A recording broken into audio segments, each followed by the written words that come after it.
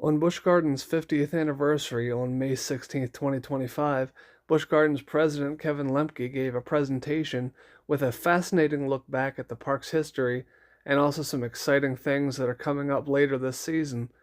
This video is that presentation in its entirety, so I hope you enjoy.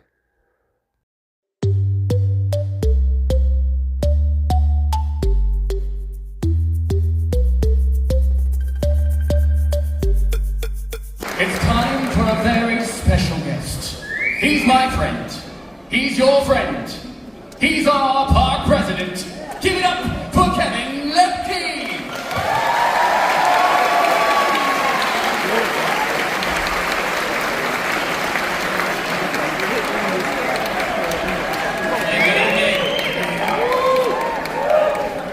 Thank you so much for coming out. Just a momentous occasion for the park. Kind of surreal, talking 50 years. I remember being here for the 40th in a different role, but hard to believe that the decade flies by. But just thank you for coming and celebrating with us. Thanks again to our Starlight Orchestra for the opening performance.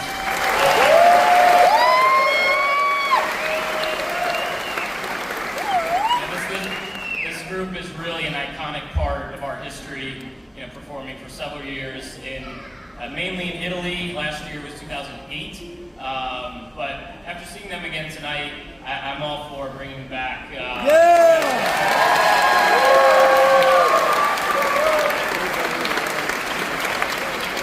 So I hope you've enjoyed some of the special offerings throughout the day. We had our 1970s cover band Trademark, who I heard in the Fest House. They were excellent. We had 75-cent beer. We had the great iconic, 50th decor, and a special shout out to Brooke. I don't know if she's in here, but she works for our entertainment department. Hey, Brooke. She hand carved that beer stein out in Oktoberfest, and it's incredible.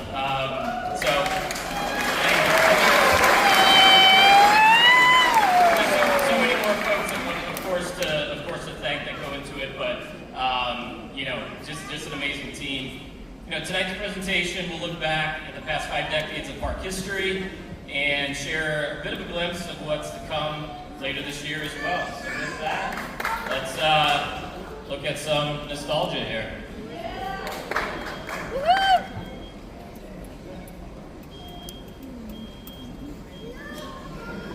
Come on.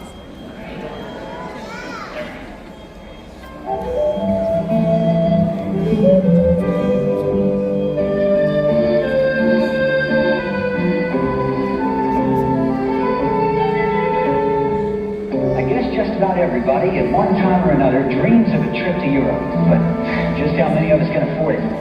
I'd like to show you what you can do on this side of the Atlantic for less than $7.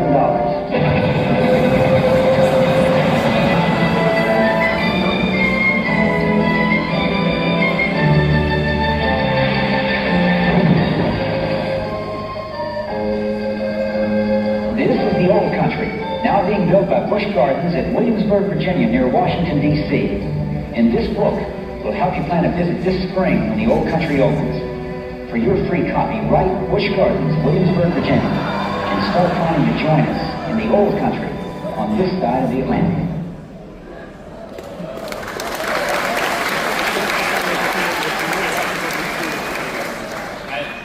I love stuff like that. The nostalgia. YouTube is a great place. Just Google Busch Gardens Williamsburg history, all sorts of stuff like that. But great way to start off the evening. Think about it sold as your opportunity to come to Europe on this side of the Atlantic. I thought was really clever, but and $7.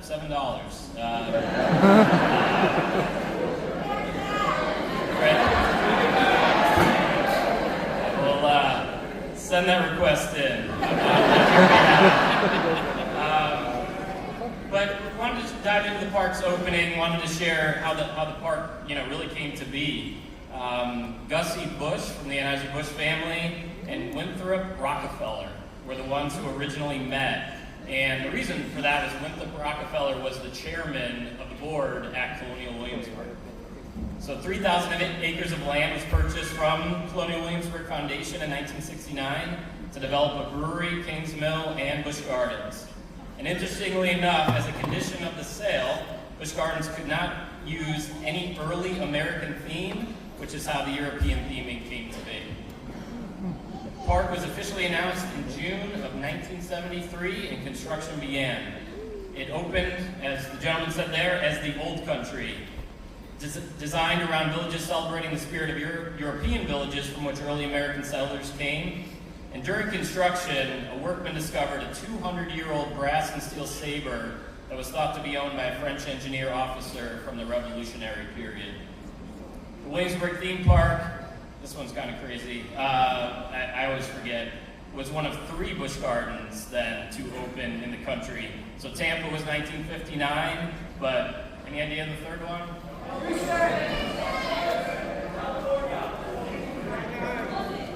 Los Angeles.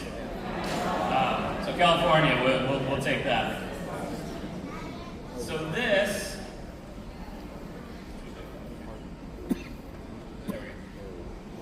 this is the original park map as we opened back in 1975. And thanks to my good friend Pete Dunkley, who is here, I actually have a 24 by 36 copy of this map in my office, which is just an amazing reminder of all the things that we've done. What you notice probably the most is there's some countries from today that aren't there. So Oktoberfest did not exist when the park opened. Italy did not, Festa Italia, the whole Pompeii area, everything ended at Rheinfeld. So the Willkommen House was the original Fest House in 1975. And then in 1976, we'll talk about, is when Oktoberfest actually came along.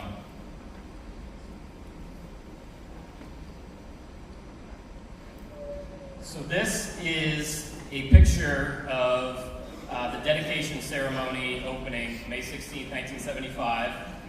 You might recognize, some of you probably recognize them all, but August Busch, of course, there in the middle. To the right is Governor Mills Godwin, and then TV personality Ed McMahon.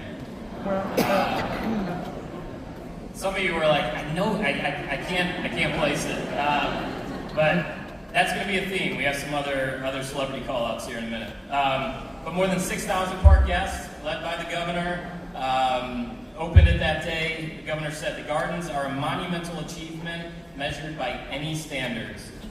Was anyone in our audience here on opening day? Honestly.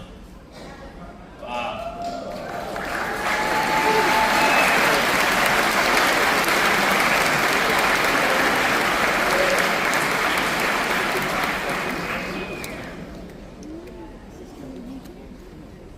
So on that day, leading up to that day, I should say, construction, great fitting picture. The building that we're in right now, the original Globe Theater, based on a theater outside of London that originally opened in 1599. Ours, twice the size of the original. The history buffs, the original was torn down in 1644. This building, I think one of the best theaters really you're going to find anywhere in any theme park in the world, and we continue to there's no other place we should have it than the Globe Theater. Just so much history there. We have our Rhine River, pre-Loch Ness. So you can see the railroad trestle in the background, but this was pre-Loch Ness, and when the bridge was being built, the Rhine River is man-made. We did have some photos, not as good as we would have liked, but before the Rhine River had any water. But that is a man-made body of water there. And then some great shots here of what was known, or is still known. It's interesting in history, you see the original names like Banbury Cross. You also see terms like England used even back then as well, kind of interchangeably. But this was, you can see the Emporium and then the candy shop as well. It looks very, similar in architecture to today. And then construction of the Willkommen House, and you can still see the gazebo. Also here today, a lot of suits. I worked, as many of my friends here, worked for the company when there were a lot of suits happening. A little more casual now, but definitely some great years there. So 1975 to 1985, highlight a few of the great kind of beginnings of the park. So the Busch Gardens Railway, Aeronaut Skyride, the Scoot Log Flume, Kinder Carousel, the Catapult, and Rhine River Cruise are all opening day attractions that are still operating today. Yeah. So,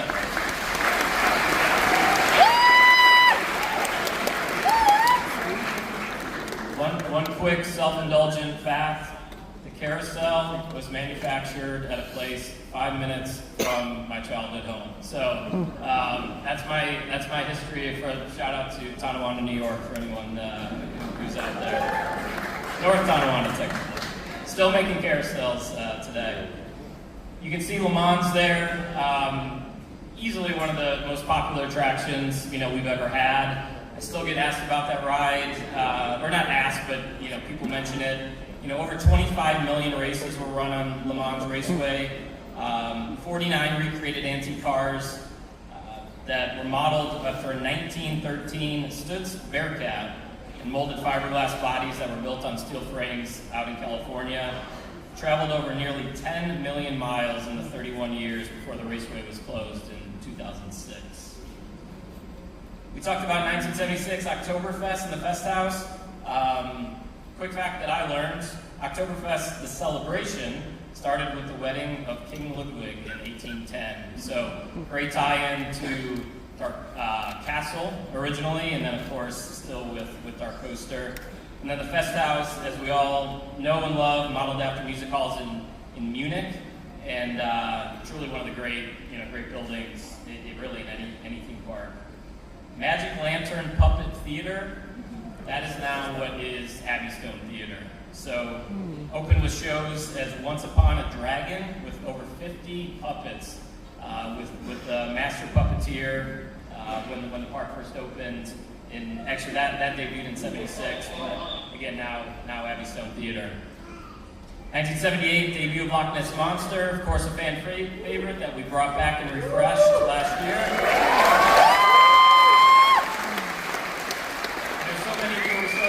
You were worried, is Loch Ness going away, and people are taking these aero coasters out, but fully committed, of course, to such an iconic attraction. And American Coaster Enthusiasts hosted their first Coaster Con in 1978 here at the park, and they're actually back here this weekend for their annual convention, so welcome.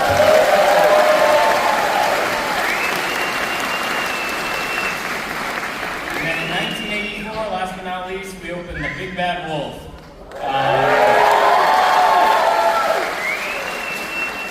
And interesting history there. Many of you might know this, maybe not, but Vincent Price was the celebrity on hand to open the grand opening ceremonies. Unfortunately, the ride had a, we'll just say, malfunction, and did not open on their media day, and Vincent Price unfortunately could not ride. So they got in the cars, took a bunch of photos, did photo ops, but unfortunately it took several weeks to get the ride going. So we are, as we open a new coaster, that's what we get. So far so good today. But this is a photo from opening day of the Fest House in 1976. You can see the paintings, which we just updated. Not too long ago, just refreshed them, but same iconic look that it has today. You notice the windows and just an iconic attraction for us. And then a quick look here, the Big Bad Wolf. Loch Ness Monster, sorry. Loch Ness Monster under construction. Skipped ahead. And there's the Big Bad Wolf pre-opening. That iconic turn is still there, to some degree, different iteration, but always a fan favorite. So 1985 to 1995. 1986, the Enchanted Laboratory Nostramos, the Magnificent, debuted in what is now known as Castle O'Sullivan. That's another one that I seem to hear quite a bit, and it was a big hit with the guests. 1987, we expanded with the addition of Festa Italia.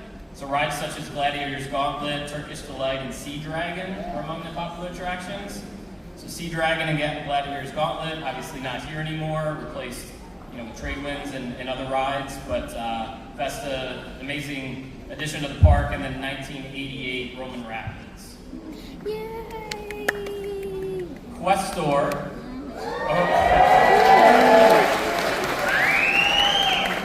It's almost like I intentionally picked out the fan favorites just to get make myself feel a little better up here.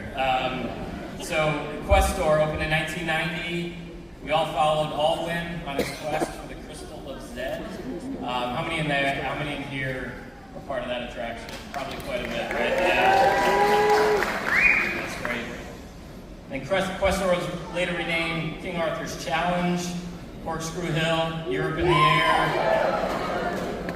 Which one was that for?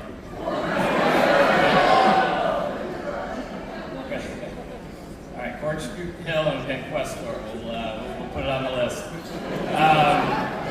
And then Drachenfire in 1992. So another celebrity sighting. Anybody? Yes. Dana Carvey, dedication ceremony. Also did not run when he was there. That's a true story. And he offered to do stand-up to fill in time.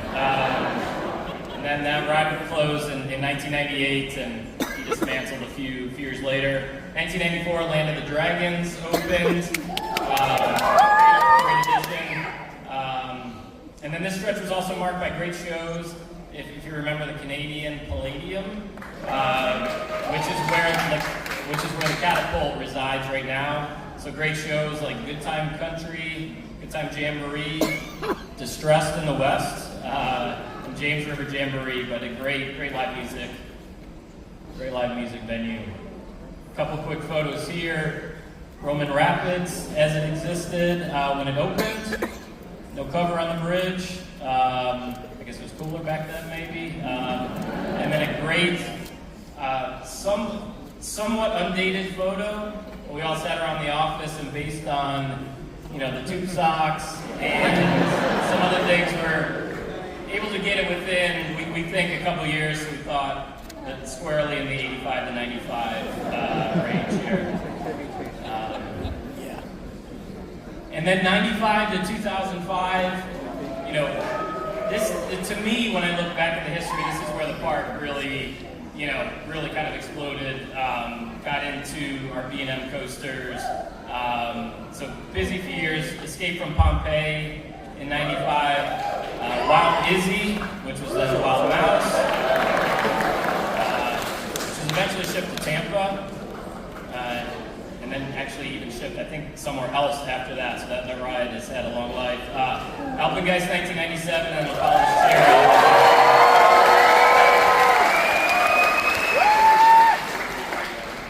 American Jukebox debuted in 1998, and we brought that back in 2023. Just a phenomenal show, just such great talent, and look forward to bringing that back, debuting again next month.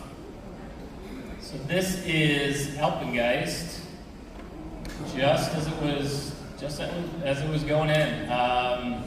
Hard to picture that before Alpengeist was there, but just obviously a major expansion for the park. Still a great ride today. And then the construction of Ireland. So Ireland came after Fred Needle Fair era and other concepts there, but major expansion back in 2001. But yeah, just a huge time for growth in this stretch. And then a little bit more in, you would say, somewhat modern time. 2005, Curse of Dark Castle.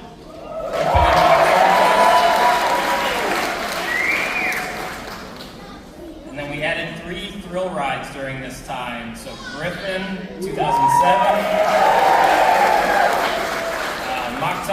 4 in 2011. Nothing? Okay. And then for Bolton in 2012. And I don't have any, I do know what's going on with it, obviously, but I don't have a definitive date, but don't hold me to this. Hopefully in the next, we'll say 30 days, we're back with Bolton. Hope I don't regret saying that. But we're on our way there. 2009, launched Christmas Town. It's hard to think of the park, before Christmas Town. There's some folks in the audience today that we're going to introduce. They remember when the park closed at Halloween, and they didn't show back up to work until February. I'm exaggerating, but close. Now it's, as you know, we've operated every month, and but Christmas Town, just a no-brainer addition to the park. And then also opened Sesame Street Forest of Fun in 2009 as well.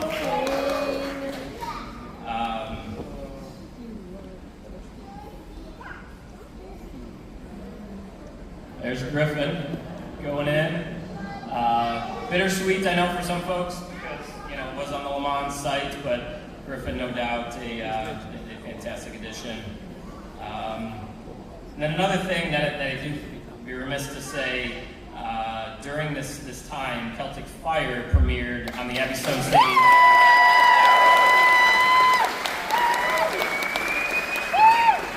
In 2010, and I can say definitively now, it has been voted again the #1 theme park entertainment by USA Today.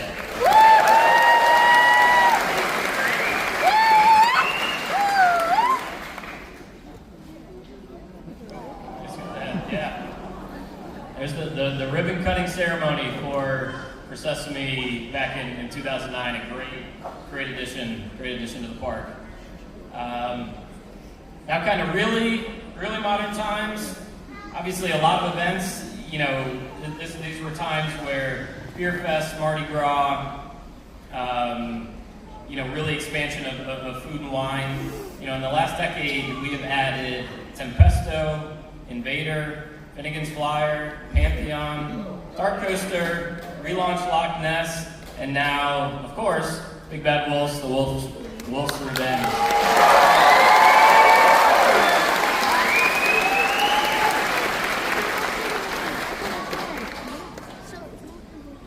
So a little throwback photo here of Invader going in.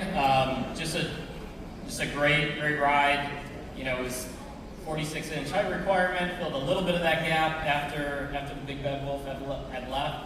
But now, awesome to see that the new Big Bad Wolf, 42 inches again, so it just expands it to, a whole new audience. Then a quick shot, Finnegan's Flyer going in. This was, 2019, and, it hasn't all been coasters. For the folks who remind me often, hasn't all been coasters, but darn close. But such an amazing history. Our team is so proud to be, the stewards of this treasured attraction. We appreciate your loyalty, of course, and I couldn't do it without such a tremendous team. And we're going to take a quick moment to recognize some amazing folks. The first one is some great leadership alumni, and I'm going to ask them to come up on stage real quick, and we're going to show you here. Oh, thank you. I'm slow on the clicker here. But the number is the number of years at the company and or park, and just a tremendous accomplishment. So if I could ask you real quick to join us on stage. Many of these folks are here with us now.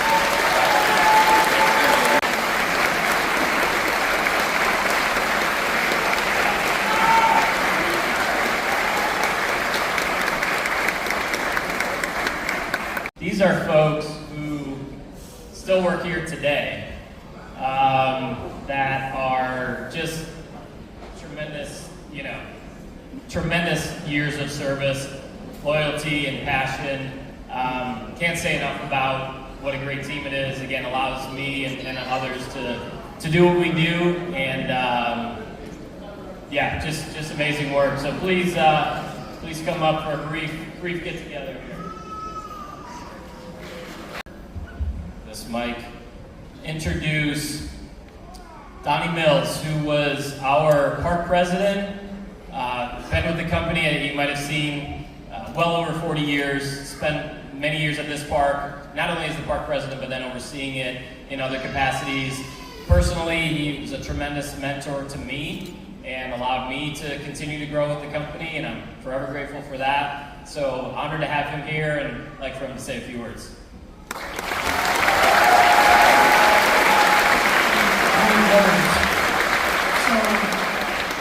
So I was asked to make some remarks about my early experiences here in Williamsburg. So 25 years ago, I was working at SeaWorld San Diego. I got a call that said, "Are you willing to move to Williamsburg?" And I jumped at the opportunity. So I moved across the country, and a year later, I was most fortunate. I became the park president. Although I had been here times before during my career, I never had spent time here, so I really didn't get to know the park, and I certainly didn't know the people. This time I had a wonderful opportunity, and I got to know this park so well. The iconic rides, like the Loch Ness Monster. Many of you know that was the first coaster anywhere with interlocking loops. The Big Bad Wolf, the suspended coaster, its last drop was 99 feet, swung out over the Rhine River at about 50 miles an hour. One of the things that I found really interesting about this park was the food. And what I mean, it was so sought out. People, I think it actually drove seasons pass visits. But the wonderful fare in Italy, of course, the mile-high corned beef sandwich in the Fest House and other goodies there. And then everybody's favorite, I think, was the, what was that? Bring it back. I'll speak to Kevin. But then everybody's favorite, the chicken ribs and brisket at the smokehouse. And the guy who made all that happen, leading the team, right here is Franz Katinko. Franz, stand up.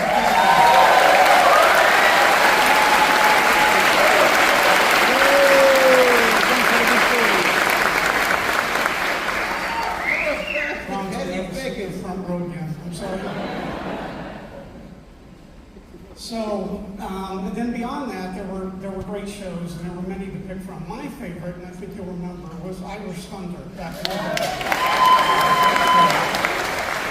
And then wonderful events, like the Halloween event, subsequently Christmas Town. So a lot of good things. But the thing that really got me excited, that I was so glad I had the opportunity to work here, was to work with the team. And what I found was an incredibly talented and passionate team. So I want to leave you with this. I came across a saying that I think fits here, and the saying is this: poetry makes the world tolerable, but engineering put a man on the moon. Busch Gardens poetry is this beautiful backdrop that this world-class park has been nestled into. The second piece of the poetry is all of you. There wouldn't be a Busch Gardens without all of you in this family-friendly environment. So thank you so much for supporting us. The engineering part of that is, maybe obvious, but the engineering part of that is the know-how and all the work and passion that goes into developing and identifying new attractions for this park, like you have another one opening next week. So thank you for your support over the years, and thank you very much for being here today.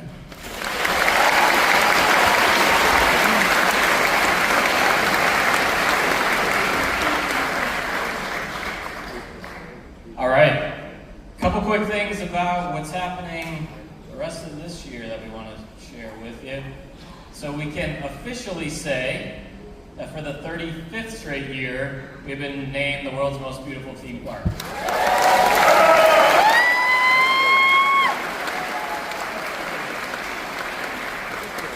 Just an amazing accomplishment. Again, thanks to the team, and it's something we take so much pride in, and thanks to the Historical Association, and just a tremendous honor for us. We have, as part of our 50th anniversary, a brand new show in the Fest House. Debuting on June 13th, We Are Oktoberfest. We'll take the stage This show celebrates 50 golden years with a German twist. Enjoy live music, traditional dances, audience participation, all led by a Burgermeister MC.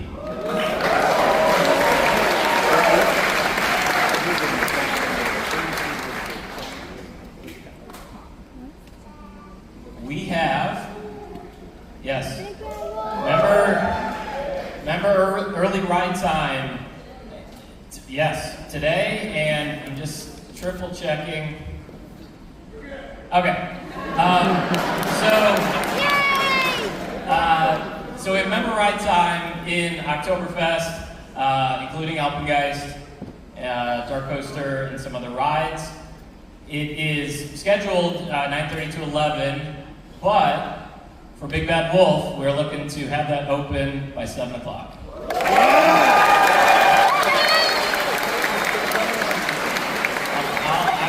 I will talk fast.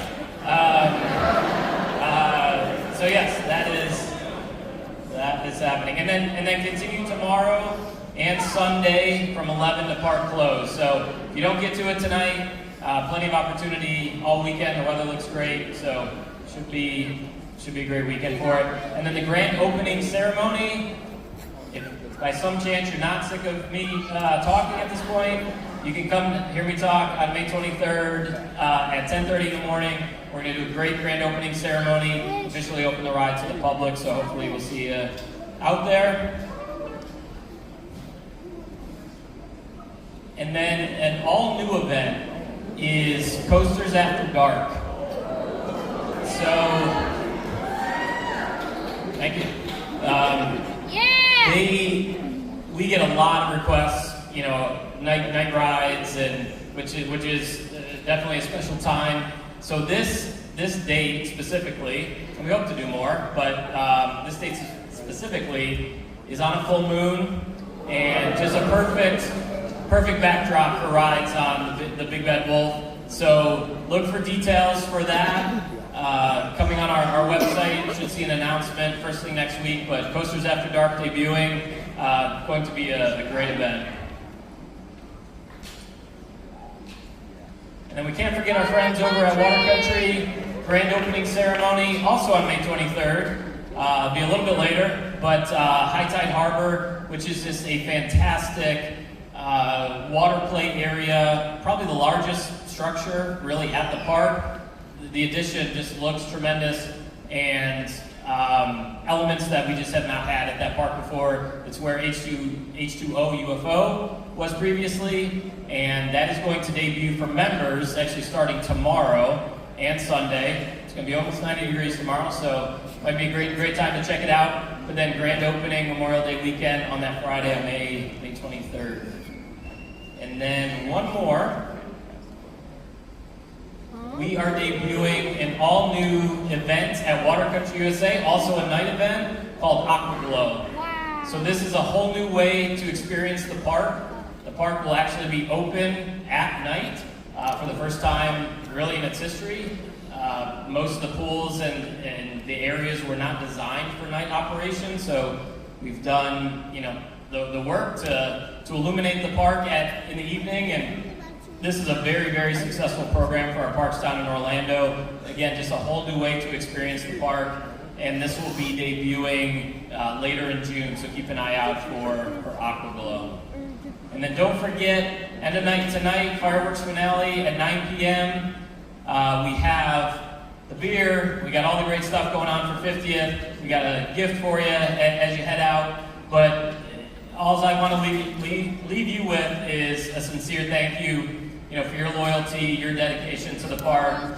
That's why we're here, that's why we do what we do, and we appreciate all the feedback, good or bad. That's how we learn, that's how we make things better and hear what you guys want to see, so always love to hear it. And if you see me on the park, say hello, please, and just thank you for being here, and have a wonderful evening.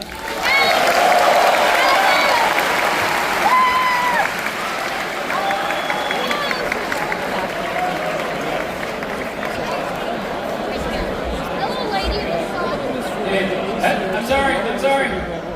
I messed that up. We have our wonderful characters, many from the old country, and we're gonna get together, doing awesome. We got our little friend here, but just a great part of the 50th, and I screwed up the ending on that. That's my fault. But here we go. We're gonna do a great little photo op here, and the characters will be out here. Do some meet and greets. Say hello. Thank you.